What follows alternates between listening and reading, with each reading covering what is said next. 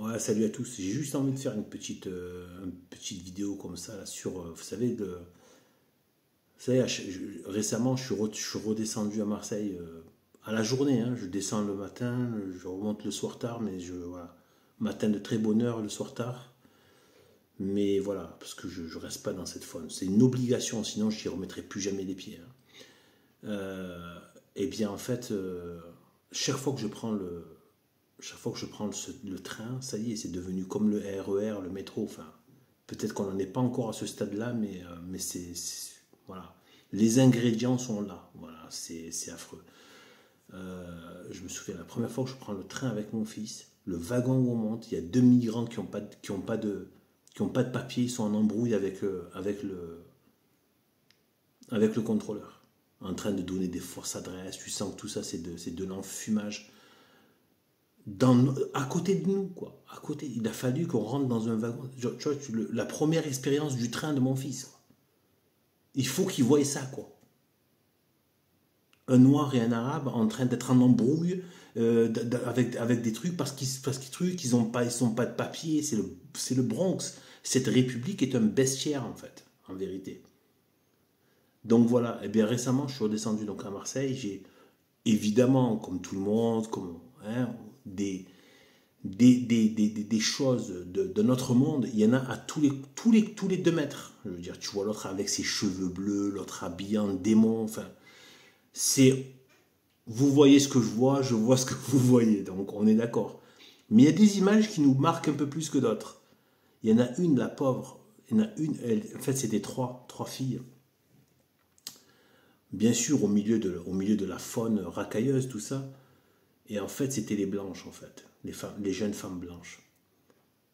Et ça fait vraiment. Moi, ça m'a fait. À la fois, je trouvais ça pitoyable, parce que c'est pitoyable. Mais qu'est-ce que ça m'a fait de la peine. Ouais, j'ai vu une blanche, en fait, en train de faire, à côté d'un métro, d'une station de métro, en train d'avoir les mimiques de la racailleuse maghrébine, de cité. Ou même pas de la maghrébine, du maghrébin.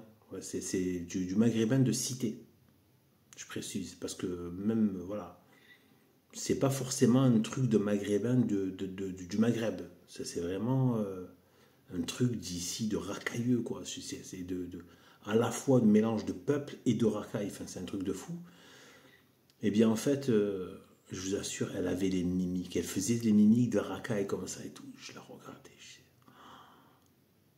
Elle faisait des mimiques de racaille avec sa tête comme ça, tu vois. Elle m'a fait de la peine. Parce qu'en plus, moi, je connais, étant de cette race, je les connais par cœur. Et de ce milieu, je connais les cités. Je suis né, j'ai grandi dans une cité, des pires cités de Marseille. Donc, je connais parfaitement tout ça. Ce qu'ils ne savent pas, c'est que les pauvres, elles essayent de s'adapter. C'est catastrophique dans quoi on les a mis, en fait. Les pauvres, elles essayent de survivre, en fait. C'est un mode de survie. Elles sont obligées de prendre les codes dominants, quoi.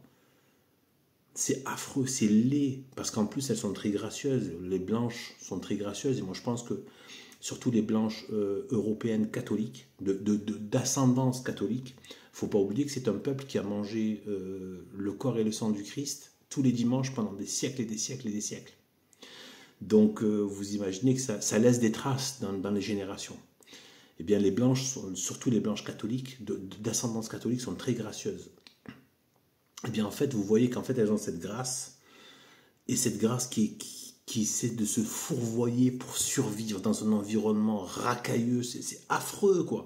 C'est des visions d'horreur que je vois, moi, quand je vois ça. J'ai envie de lui dire, tu sais quoi, je les connais de l'intérieur. Tant que tu auras tes yeux bleus, tes joues roses, tes cheveux châtain clair qui scintillent au soleil, ils te haïront, en fait, pour ce que tu es, en fait. Au pire, et quand tu ne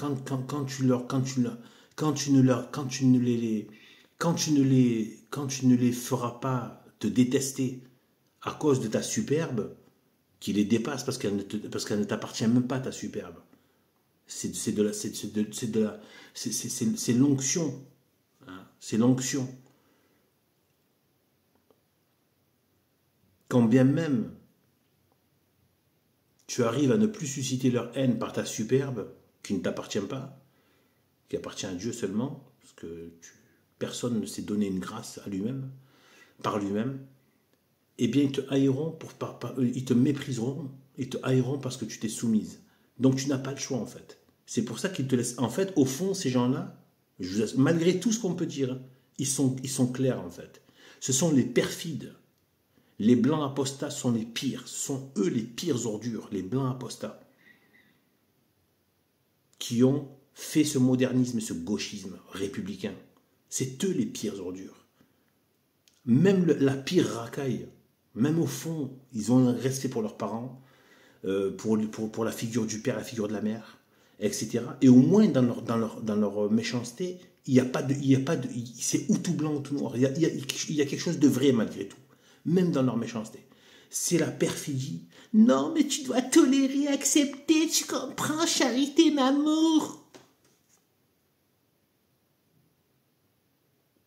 Bande d'enfoirés, va. Des générations entières comme ça de jeunes filles qui auraient pu être des saintes, qui auraient pu être des très bonnes mères, des mères dans un foyer saint, etc. et tout, faire de beaux foyers catholiques, livrées à avoir des mimiques de racailleuses, sans parler de toute la débauche qui va avec.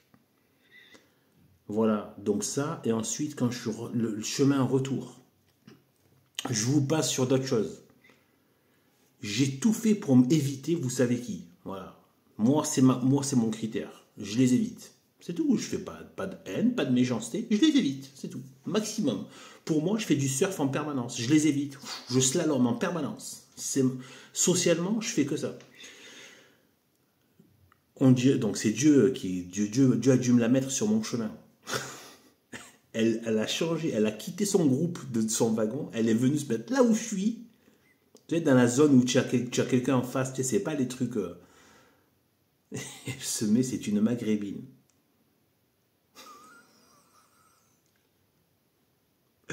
Qui se met à parler mode cité, que des embrouilles de fous, et elle-même pose sa discussion. Il n'y avait que moi dans cette zone. Parler à voix haute, moi je voulais être dans ma méditation, regarder les paysages, penser à Dieu, tu vois. Et après, j'entendais toutes les 2 secondes, par Allah, Wallah, par Allah, sur Allah, par Allah, par Allah, par Allah, sur Allah. J'entendais que ça, Wallah, etc. Toutes les 2-3 phrases, il y avait par Allah, sur Allah, Wallah. Et pourquoi? Pour souhaiter que quelqu'un rentre en prison. Elle demandait à son Allah que quelqu'un rentre en prison. Elle voulait qu'il rentre en prison. Donc elle demandait à ce qu'elle considère comme étant son Dieu, de faire le mal, quoi, de l'envoyer en prison. Vous imaginez, nous on n'a même pas le droit de jurer sur Jésus-Christ. C'est trop sacré. Je jure même pas pour tes affaires personnelles, pour tes affaires terrestres de Jésus-Christ. Mais tu es fou, quoi. Tu parles même pas de Jésus-Christ, tu invoques même pas le nom de Jésus-Christ. Alors en plus, pour faire le mal, pour le mal pour ton prochain, je veux dire, on est chez les fous, quoi. Et ça, je sais très bien que c'est ça, H24, partout sur le territoire de cette république maudite. C'est pas que ma petite expérience à la noix. Le problème, c'est que c'est à échelle grande ampleur. Et plus c'est gros, et plus tout le monde fait « Non, je vois pas. Non, je vais faire semblant de ne pas voir. Vaut mieux. Ah, moi, je suis aveugle. J'ai des œillères, là. Tu vois, non, je suis pas aveugle, mais je peux pas voir sur les côtés. Moi, laisse-moi tranquille. » Voilà. C'est ça, la vérité. Bon, sur ce, que Dieu nous bénisse. Vive la très sainte Vierge Marie. Bénie soit-elle. Et bien évidemment, sa postérité. Jésus-Christ. Et sa postérité que nous rejoignons par adoption. Voilà. Sur ce, que Dieu nous bénisse. Salut.